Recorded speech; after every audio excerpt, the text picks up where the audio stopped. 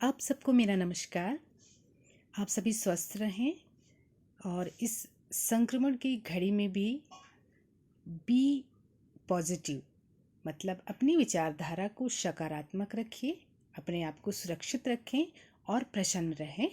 और इसी प्रसन्नता के साथ हम बढ़ते हैं आज प्री बोर्ड परीक्षा 2021 कक्षा 10वीं, विषय हिंदी विशिष्ट आदर्श उत्तर लेकर मैं उपस्थित हुई हूँ। मैं हूँ अंजलि सिंह, उच्च माध्यमिक शिक्षक, शासकीय उच्चतर माध्यमिक विद्यालय भाट, जिला अनूपपुर, मध्य प्रदेश। सीधे हम प्रश्न की ओर आते हैं। निम्नलिखित कथनों के सही विकल्प चुनकर लिखिए। पहला प्रश्न है, सूरदास जी के पदों की भाषा है अवधी, ब्रज, हिंदी, बुंदेलखंडी। सूरदास जी भक्ति काल के कृष्ण भक्ति धारा के सर्वश्रेष्ठ कवि हैं और उनकी भाषा क्या है? ब्रज भाषा है। लोक संस्कृति का जन्म हुआ शहरों में, गांवों में, कस्बों में, विद्यालयों में, तो इसका उत्तर है लोक संस्कृति का जन्म गांव में हुआ। निंदा रस के लेखक हैं। निंदा रस एक व्यंग विधा है, व्यंग निबंध है, और यहाँ पे जो भी व्यंगकार हैं वही सही उत्तर होगा। जयशंकर प्रसाद, हरिशंकर परसाई, प्रेमचंद, हजारी प्रसाद द्विवेदी। तो इनमें से हरिशंकर परसाई क्या हैं? निंदा रस के लेखक हैं। श्रृंगार रस का स्थायी भाव है शोक, करुण, रति, विस्मय। इसका उत्तर क्या है? श्रृंगार रस का स्थायी भाव रति है। पदों के मेल को कहते हैं संधि, समास, छंद या अलंकार। तो वर्णों के मेल को क्या कहते हैं? संधि कहते हैं, और पदों के मेल को समास कहते हैं। तो इसका उत्तर समास है। प्रश्न 2, रिक्त स्थानों की पूर्ति कीजिए।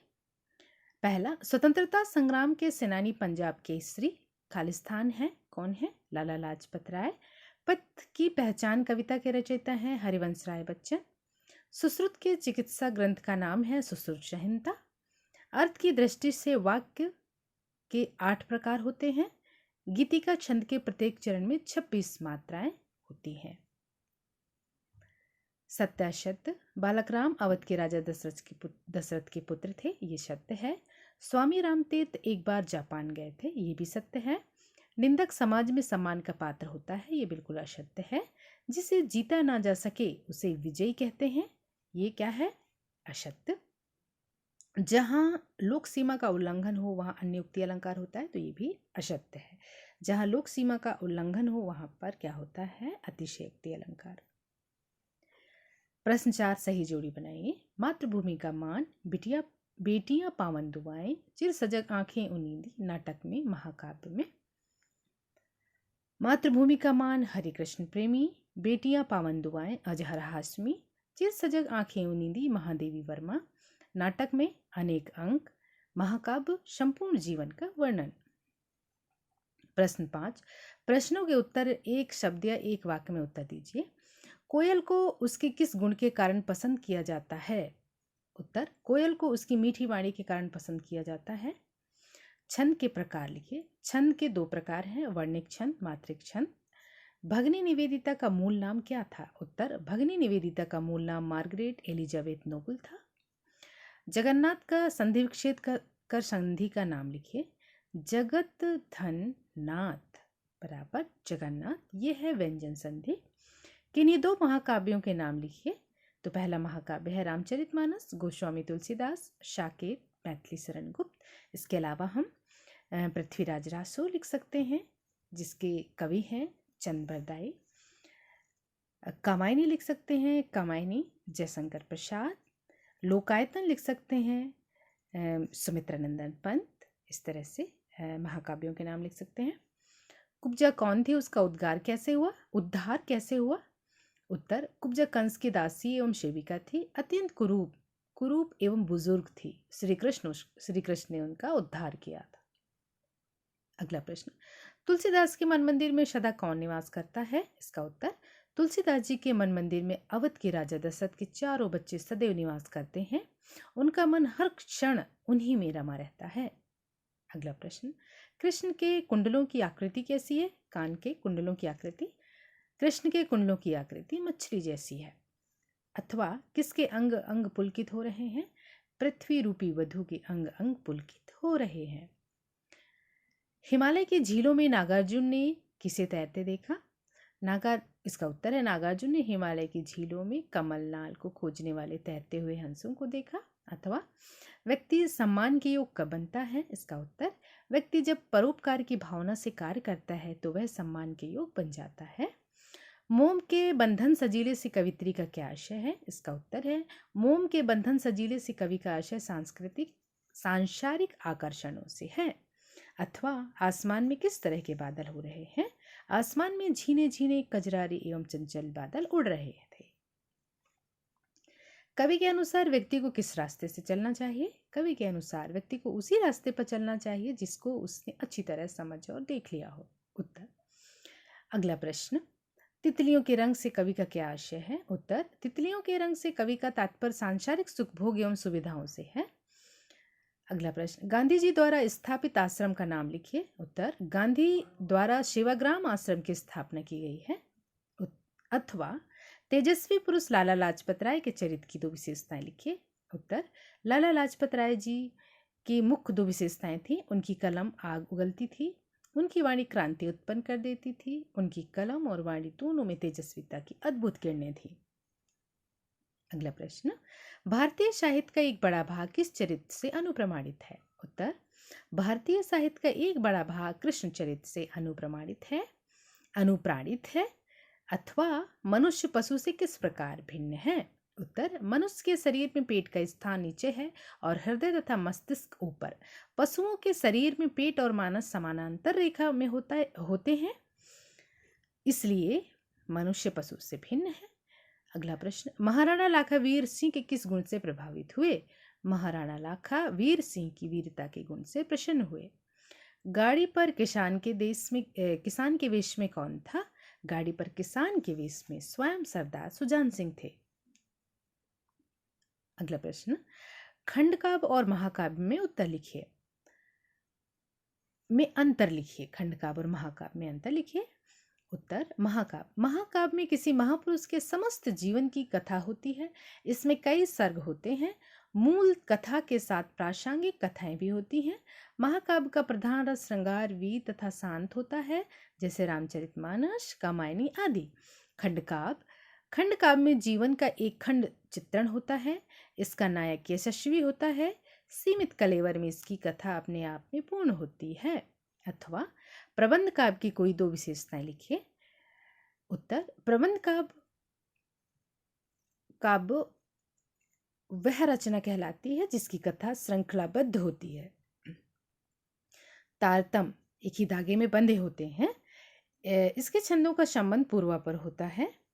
अगला प्रश्न, दीपक के मानव जीवन की तुलना किस प्रकार से की गई है? उत्तर, दीपक से मानव जीवन की तुलना इस प्रकार की गई है जैसे दीपक को बनाने से पूर्व कुम्हार मिट्टी को कूटता और कंकड़ पत्थर निकालकर उसे साफ सुथरा करके पैरों से रौंदकर मिट्टी को गूंथ कर लौंदे का रूप देकर चाक पर रख देता है तथा धूप में सुखाकर तथा आग पर तपाकर दीपक की आकृति प्रदान करता है। अथवा कवि ने बेटियों को गौरव कथाएं क्यों कहा है?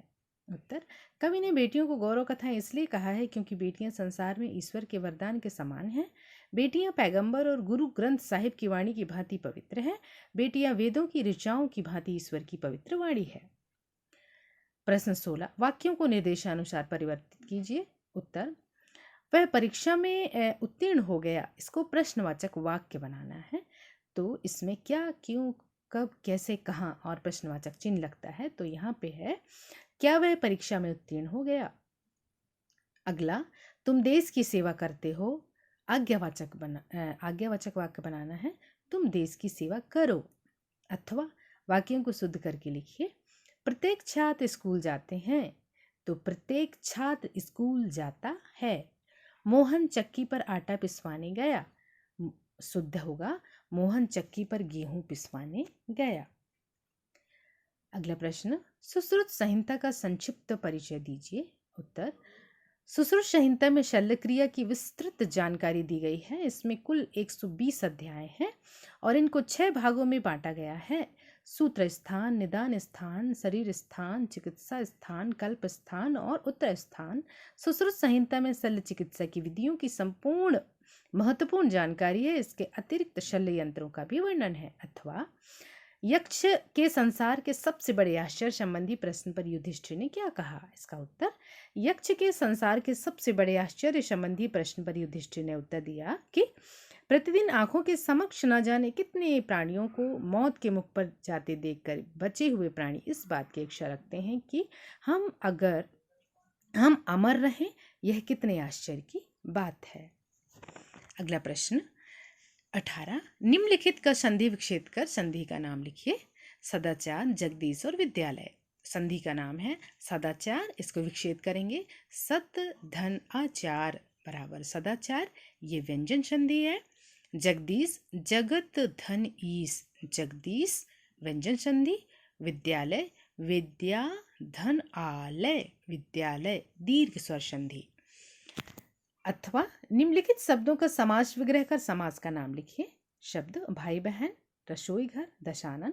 इसको विग्रह कैसे करेंगे, अलग कैसे करेंगे? भाई बहन में भाई और बहन ये दोनों पद प्रधान हैं, इसलिए ये द्वंद्व समास है। रसोई घर, रसोई का घर, ये तत्पुरुष समास है। दशानन, 10 है आनंद जिसके अर्थात रावण, ये बहुब्रीहि समास है। वक्रोक्ति अलंकार की परिभाषा उदाहरण सहित लिखिए। इसका उत्तर, जहां किसी उक्ति का अर्थ जानते हुए कहने वाले के आशय से भिन्न लिया जाए वहां वक्रोक्ति अलंकार होता है। जैसे कौन तुम है घनश्याम हम, तो बरसों कित जाई। यहाँ राधा ने घनश्याम का अर्थ जानते हुए भी श्री कृष्ण लगाकर बादल लिया है, अतः यहाँ वक्रोक्ति अलंकार है।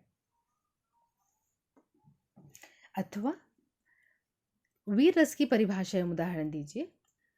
उत्साह नामक स्थायी भाव विवाह अनुभव नहीं, हम इसको ऐसे बताएंगे। उत्साह नामक स्थायी भाव के साथ जब विभाव, अनुभाव और संचारी भाव का सहयोग नहीं संयोग होता है तो वीर रस की उत्पत्ति होती है। सौमित्र से घनानंद का रव अल्प भी न सह सका, निशत्रु को देखे बिना तनिक उनसे न रहा गया। रघुवीर का आदेश ले युद्धार्थ वे सजने लगे, रणवाद्य भी निर्घोष करके धूम से बजने लगे। और इसके अलावा और भी उदाहरण है। खूब लड़ी मर्दानी वह तो झांसी वाली रानी थी, बुंदे लेहर बोलों की मुख हमने सुनी कहानी थी। छायावादी काव्य की विशेषताएं। छायावाद की विशेषता, काव्य में वर्णन की काल्पनिकता, प्रकृति के कोमल पक्ष का चित्रण, रहस्यवादी भावनाओं का पुट, सामाजिकता के स्थान पर वैयक्तिकता, आत्मा अभिव्यक्ति, नारी सौंदर्य और प्रेम चित्रण, मानवीकरण अलंकार का प्रयोग, राष्ट्रीय संस्कृति जागरण। अथवा प्रगतिवादी काव्य की विशेषताएं लिखिए एवं हिंदी की 2 प्रगतिवादी रचनाओं के नाम लिखिए। उत्तर, प्रगतिवादी काव्य की विशेषताएं इस प्रकार हैं। साम्यवादी विचारधारा, विशेष रूप से कार्ल मार्क्स से प्रभावित, मानवतावादी दृष्टिकोण, पूंजीपति के प्रति विद्रोह, शोषितों के प्रति सहानुभूति, छंदों के बंधन की उपेक्षा। प्रगतिवादी रचनाओं के नाम, सूर्यकांत त्रिपाठी निराला, कुकुरमुत्ता, बालकृष्ण शर्मा नवीन, कुमकुम। जीवनी एवं आत्मकथा में अंतर लिखिए। उत्तर, आत्मकथा में लेखक स्वयं अपने जीवन की कथा पाठकों के समक्ष प्रस्तुत करता है, जबकि जीवनी में लेखक इतिहासकार की तरह पूरी सच्चाई से किसी व्यक्ति के जीवन की जन्म से लेकर मृत्यु तक सभी घटनाओं के बारे में लिखता है। जीवनी लेखक में लेखक तटस्थ रहकर लिखता है। आत्मकथा में लेखक अपने जीवन की घटना का वर्णन अपनी स्मरण शक्ति के आधार पर करता है। आत्मकथा मेरी कहानी जवाहरलाल नेहरू, जीवनी कलम का सिपाही अमृतलाल नागर। अथवा रेखा चित्र किसे कहते हैं? हिंदी के 2 रेखा चित्र का नाम एवं उनके रचनाकार का नाम लिखिए। उत्तर, रेखा चित्र शब्द अंग्रेजी के स्केच शब्द से बना है तथा 2 शब्दों रेखा और चित्र के योग से बना है। यह गद्य साहित्य की आधुनिक विधा है। इस विधा में लेखक रेखा चित्र के माध्यम से शब्दों का ढांचा तैयार करता है। लेखक किसी भी सत्य घटना की वस्तु का या व्यक्ति का चित्रात्मक भाषा में वर्णन करता है। लेखक शब्दों के माध्यम से किसी भी जीव जो पात्र होता है उसका शब्दों के माध्यम से एक ऐसा रेखा बनाता है, ऐसे शब्दों को ऐसे संजोता है कि उस जीव की आकृति सामने उभर कर आती है। एक एक पक्ष का, एक एक संरचना, एक एक ढांचे का वर्णन करना कहलाता है शब्द चित्र कहते हैं या उसी को रेखा चित्र कहते हैं। रेखा चित्र का नाम अतीत के चलचित्र, रचनाकार है महादेवी वर्मा, रेखा और रंग विनय मोहन व शर्मा।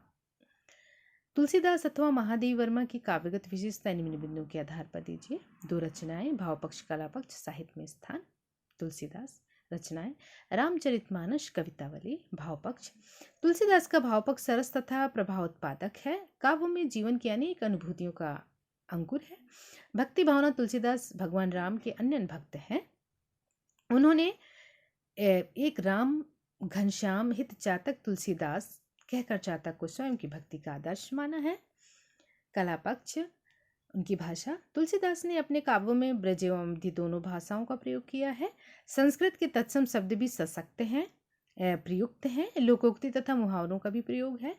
भाषा अर्थ संपन्न एवं प्रवाहपूर्ण है। अलंकार योजना तुलसी ने अपने काव्यों में अलंकारों का स्वाभाविक प्रयोग किया है।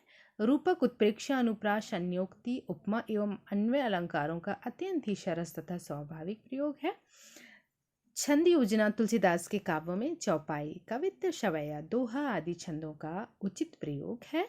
शैली तुलसी ने प्रबंध एवं मुक्तक दोनों शैलियों में काव्य रचना की है। साहित्य में स्थान आज सैकड़ों वर्ष बाद भी तुलसी जनता के सबसे अधिक लोकप्रिय और पथ प्रदर्शक बने हुए हैं। समस्त विश्व उन्हें एक स्वर से महान कवि स्वीकार कर रहा है। यही तुलसी की महानता है। अथवा महादेवी वर्मा 2 रचनाएं नीरजा, दीपशिखा इनकी रचनाएं हैं। और भाव पक्ष इसके अंतर्गत छायावादी काव्य की समस्त विशेषताएं उल्लेखनीय हैं। प्रकृति वर्णन प्रकृति के माध्यम से अपनी रहस्यवादी भावनाओं को व्यक्त किया है। अलंकार के रूप में प्रकृति वर्णन किया है। मानवीकरण, रूपक, उत्प्रेक्षा, अनुप्रास, रूपक, अतिशयोक्ति आदि अलंकार प्रयोग किए हैं। रस योजना काव्य में श्रृंगार, करुण एवं शांत रसों की मंदाकिनी प्रवाहित है। रहस्यवादी भावना रहस्यवाद में आध्यात्मिकता एवं वेदना का समन्वय है। कला पक्ष भाषा महादेवी के काव्य में खड़ी बोली का प्रयोग है। भाषा में संस्कृत शब्दों का आधिक्य है। भाषा सरस एवं कोमल संस्कृत शब्दों के प्रयोग होने पर भी भाषा दुरूह न होकर सरस व कोमल है। इसके अलावा भाषा प्रवाह मधुर एवं परिष्कृत है। शैली वेदना एवं माधुर्य काव्य में मीरा सदृश वेदना के स्वर मुखरित हैं। असीम के प्रति विरह भावना हृदय स्पर्शी है। गीतात्मकता महादेवी जी ने अपनी कविताओं को गीत शैली में रचा है। गीत मधुर, कर्णप्रिय एवं मनोहर है। साहित्य में स्थान वेदना एवं करुणा का राग अलापने वाली महादेवी वर्मा विश्व स्तरीय महान कवित्री हैं। इन्होंने भाषा को माधुर्य एवं लाक्षणिकता प्रदान की। छायावादी एवं रहस्यवाद का अद्भुत समन्वय प्रशंसनीय है। प्रश्न 23 वासुदेव शरण अग्रवाल अथवा रामवृक्ष बेनीपुरी का साहित्यिक परिचय निम्न बिंदुओं के आधार पर लिखिए। 2 रचनाएं भाषा, शैली, साहित्य में स्थान। वासुदेव शरण अग्रवाल 2 रचनाएं और ज्योति, माता, भूमि। डॉक्टर अग्रवाल ने अपनी रचना में शुद्ध एवं परिमार्जित खड़ी बोली का प्रयोग किया है। यत्र तत्र प्रचलित शब्दों का भी प्रयोग है। जहाँ अपने गहन विचारों तथा भावनाओं की अभिव्यक्ति की है वहाँ भाषा का रूप जटिल हो गया है। भाषा में प्रचलित अंग्रेजी व उर्दू शब्दों का प्रयोग है। अनेक देशी शब्दों का भी प्रयोग है। शैली डॉक्टर अग्रवाल ने गवेषणात्मक शैली का प्रयोग किया है। यह शैली पुरातत्व विभाग के अन्वेषण से संबंधित है। विचार प्रधान शैली का प्रयोग विषयों के विश्लेषण में देखा जा सकता है। इसके अतिरिक्त व्याख्यात्मक तथा उद्धरण शैली का प्रयोग भी मिलता है। समग्र रूप से भाषा शैली उन्नत तथा प्रशंसनीय है। साहित्य में स्थान डॉक्टर अग्रवाल की विचार विश्लेषण तथा अभिव्यक्ति की शैली अपूर्व तथा सरस है। आप कुशल संपादक तथा टीकाकार भी हैं। शब्दों के कुशल शिल्पी और जीवन सत्य के स्पष्ट जागरूक दृष्टा वासुदेव शरण अग्रवाल हमारे आधुनिक साहित्य के गौरव हैं। रामवृक्ष बेनीपुरी इनकी 2 रचनाएं कौन कौन सी हैं? पैरों में पंख बांधकर ये यात्रा साहित्य है। माटी की मूर्तें ये रेखा चित्र है। भाषा इनकी भाषा प्रवाहपूर्ण, सरस तथा ओजमयी है। संस्कृत, उर्दू तथा अंग्रेजी के शब्दों का प्रयोग भाषा में किया है। भाषा शुद्ध साहित्यिक हिंदी है। शैली बेनीपुरी जी की शैली सरस तथा हृदय स्पर्शी है। शैली कहीं कहीं विश्लेषणात्मक तो कहीं कहीं अन्वय व्याख्यात्मक रूप भी लिए हैं। शैली में लालित्य का भी समन्वय है। वाक्य दीर्घ न होकर लघु हैं, जिसमें भाषा में 4 चांद लग गए हैं। बेनीपुरी जी के निबंधों में जीवन के प्रति अगाध निष्ठा व आशा के स्वर मुखरित हैं। शब्द शिल्पी रामवृक्ष बेनीपुरी की शैली का चमत्कार एवं प्रभाव उनकी कृतियों में विद्यमान है। साहित्य में स्थान बेनीपुरी जी की हिंदी साहित्य की अपूर्व निधि है। बेनीपुरी जी हिंदी साहित्य की अपूर्व निधि है। उनके साहित्य में आदर्श कल्पना एवं गहन चिंतन का समन्वय है। संपादन के रूप में भी आपका विशिष्ट योगदान है। आपकी शैली काव्यात्मक तथा मनभावन है, प्रसाद तथा माधुर्य गुण के से संपन्न है। आप ऐसे साहित्यकार थे जिनके कंठ में कोमल तथा माधुर्य पूर्ण स्वर, मस्तिष्क में अपूर्व कल्पना शक्ति तथा हृदय में भावना का समुद्र हिलोरे ले रहा था। उनकी कविताएं नेत्रों के समक्ष चित्र प्रस्तुत करने में सक्षम है। प्रश्न क्रमांक 24, निम्नलिखित में से किसी एक पद्यांश की व्याख्या प्रसंग सहित लिखे। बैर फूट ही सो भयो सब भारत को नाश, तभू न छाड़त या ही सब बांधे मोह के फांस। प्रस्तुत पद भारतेंदु हरिश्चंद्र द्वारा रचित नीति अष्टक शीर्षक से लिया गया है। प्रसंग, इस छंद में कवि ने भारतवासियों में आपसी बैर तथा फूट को छोड़ने का उपदेश दिया है। व्याख्या, कविवर भारतेंदु जी कहते हैं कि इस देश भारत का पूरी तरह से नाश हुआ आपसी बैर एवं फूट के कारण ही हुआ है। यह सच्चाई मानते हुए भी आज भी भारतवासी लोग मोह के फंदे में बंधे हुए हैं कि इस बुरी भावना का त्याग नहीं करते। विशेष, कवि ने बैर फूट आदि बुराइयों को दूर कर आपसी मेल मिलाप की बात कही है। दोहा छंद अथवा भर रही कोकिला इधर तान, मारू बाजे पर उधर गान, है रंग और रण का विधान, मिलने आए हैं आदियन, वीरों का कैसा हो बसंत। संदर्भ, प्रस्तुत छंद वीरों का कैसा हो बसंत शीर्षक कविता से लिया गया है। इसकी रचयिता सुश्री सुभद्रा कुमारी चौहान है। प्रसंग, इस छंद में कवियों ने वीरों का वसंत कैसा होना चाहिए के बारे में बतलाया है। कवियत्री कहती है कि एक ओर तो कोयल अपनी मीठी धुन गा गा कर सुना रही है और दूसरी ओर युद्ध का बाजा मारू बज रहा है। ऐसा लग रहा है कि आज आनंद और युद्ध दोनों का विधान है। ऐसा लग रहा है कि आज आदि और अंत दोनों मिलने के लिए आए हों। वीरों का वसंत कैसा हो। विशेष, चाहे वसंत की मादकता हो या फिर कोई दूसरा आकर्षण, वीरों को अपने रण क्षेत्र से नहीं हटा सकता। उनके लिए ये सब कुछ क्या है, रण क्षेत्र है और इसमें अनुप्रास अलंकार है। प्रश्न 25, निम्नलिखित में से किसी एक गद्यांश का संदर्भ प्रसंग सहित व्याख्या कीजिए। हमारे देश को 2 बातों की सबसे पहले और सबसे ज्यादा जरूरत है, एक शक्ति बोध और दूसरा सौंदर्य बोध। बस हम यह समझ लें कि हमारा कोई काम ऐसा ना हो जो देश में कमजोरी की भावना को बदल दे या कुरुचि की भावना को ही। संदर्भ, प्रस्तुत गद्यांश मैं और मेरा देश शीर्षक निबंध से लिया गया है। इसके लेखक श्री कन्हैयालाल मिश्र प्रभाकर हैं। प्रसंग, पद्माकर जी कहते हैं कि हमारे देश की उन्नति एवं गौरव के लिए 2 बातों पर ध्यान देना अत्यंत आवश्यक है। पहले शक्ति बोध का, दूसरा सौंदर्य बोध का। पहले शक्ति बोध और दूसरा सौंदर्य बोध। हमें अपने देश की शक्ति और सौंदर्य का ज्ञान होना चाहिए। किसी भी प्रकार से अपने देश को कमजोर न होने दें तथा उसकी सुंदरता का भी ख्याल रखें।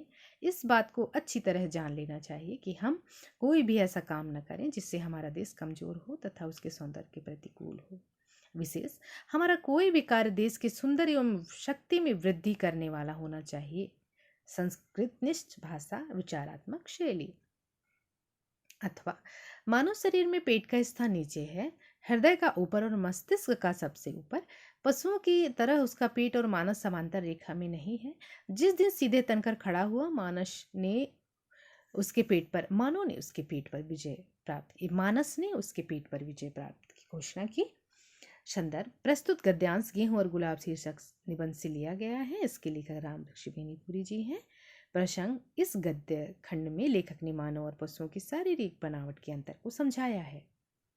व्याख्या, लेखक श्री बेनीपुरी जी कहते हैं कि मानव और पशु की शारीरिक रचना में अंतर है।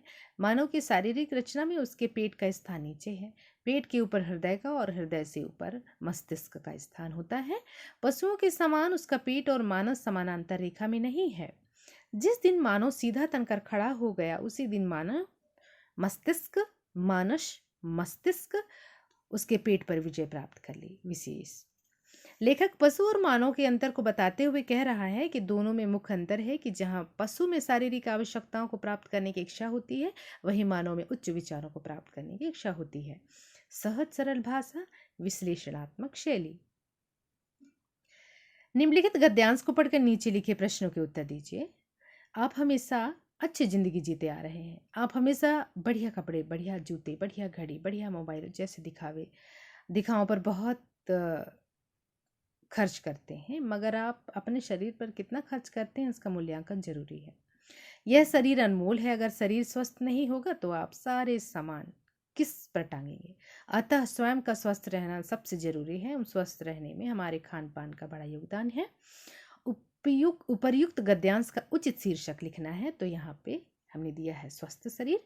आप और दूसरा भी उदाहरण शीर्षक दे सकते हैं। और अनमोल क्या है? इसका उत्तर है मानव का शरीर अनमोल है। शुद्ध एवं असली शब्दों के विलोम शब्द लिखिए। शुद्ध का अशुद्ध, असली का नकली। अपने मित्र को अपने बड़े भाई के विवाह में सम्मिलित होने के लिए आमंत्रित करते हुए पत्र लिखिए। 11 घरौला मोहल्ला, शहडोल, मध्य प्रदेश, दिनांक 16/4/2021। प्रिय मित्र आदित्य, सप्रेम नमस्कार। शुभ समाचार यह है कि मेरे बड़े भाई श्री सुरेश बसंतपुरे का शुभ विवाह दिनांक 24 अप्रैल 2021 को होना निश्चित हुआ है। तुम तो जानते ही हो कि ऐसे शुभ अवसर पर तुम्हारा आगमन मेरे लिए कितना सुखद और आनंददायक होगा। तुम्हें इस विवाह में वैवाहिक कार्यक्रमों से पूर्व ही आना होगा। निमंत्रण पत्र छपते ही तुम्हें भेज दूंगा। तुम इसी निमंत्रण को स्वीकार कर पधारने का कष्ट करना। पिताजी और माताजी को चरण स्पर्श। तुम्हारा अभिन्न रमेश बसंतपुरे। अगला, अपने प्राचार्य को शुल्क मुक्ति हेतु आवेदन पत्र लिखिए। कैसे लिखेंगे? सेवा में प्राचार्य महोदय, शासकीय उच्चतर माध्यमिक विद्यालय भात, जिला अनूपपुर, मध्य प्रदेश। विषय शुल्क मुक्ति हेतु आवेदन पत्र। महोदय, निवेदन है कि मैं आपके विद्यालय में कक्षा 10 का नियमित विद्यार्थी हूँ। मेरे परिवार की आर्थिक स्थिति ठीक नहीं है, जिसके कारण मेरे परिवार की अनिवार्य आवश्यकताओं की पूर्ति भी ठीक तरह से नहीं कर पाते या नहीं हो पाती है, लेकिन मैं अपना अध्ययन जारी रखना चाहता हूँ। अतः श्रीमान जी से निवेदन है कि मेरी विद्यालयीन शुल्क को माफ करने की कृपा करें। मैं आपका सदा आभारी रहूँगा। दिनांक 17/4/2021। आपका आज्ञाकारी शिष्य धर्मेंद्र बहेलिया, कक्षा 10वीं। प्रश्न 28। निम्नलिखित में से किसी एक विषय पर सारगर्भित निबंध लिखिए। कौन कौन से बिंदु हैं? बालिका शिक्षा का महत्व, कोरोना एक महामारी, ऑनलाइन शिक्षा आज की आवश्यकता, विज्ञान के चमत्कार, विद्यार्थी जीवन। और ब नंबर में है, निम्नलिखित में से किसी एक विषय पर रूपरेखा लिखिए। जल संरक्षण, कंप्यूटर शिक्षा, पुस्तकालय का महत्व, वन संरक्षण। टिप: विद्यार्थी सब विवेक से उपर्युक्त विषयों में से किसी एक विषय पर निबंध लिखें तथा किसी एक विषय की रूपरेखा प्रस्तुत करें। तो ये आ और बा में आपके सामने बिंदु दिए हुए हैं, शीर्षक दिए हुए हैं। तो आ में से किसी एक शीर्षक पर आपको पूरा निबंध लिखना है और बा में से किसी एक शीर्षक पर सिर्फ रूपरेखा लिखना है। और इस तरह से आप पूरे नंबर भी ला सकते हैं। स्व विवेक से भी हम निबंध लिख सकते हैं। तो आप लोग इस तरह से पूरी तरह तैयारी करके और फिर प्रसन्न मन से कॉपी में लिखिए और पढ़िए। बहुत बहुत धन्यवाद।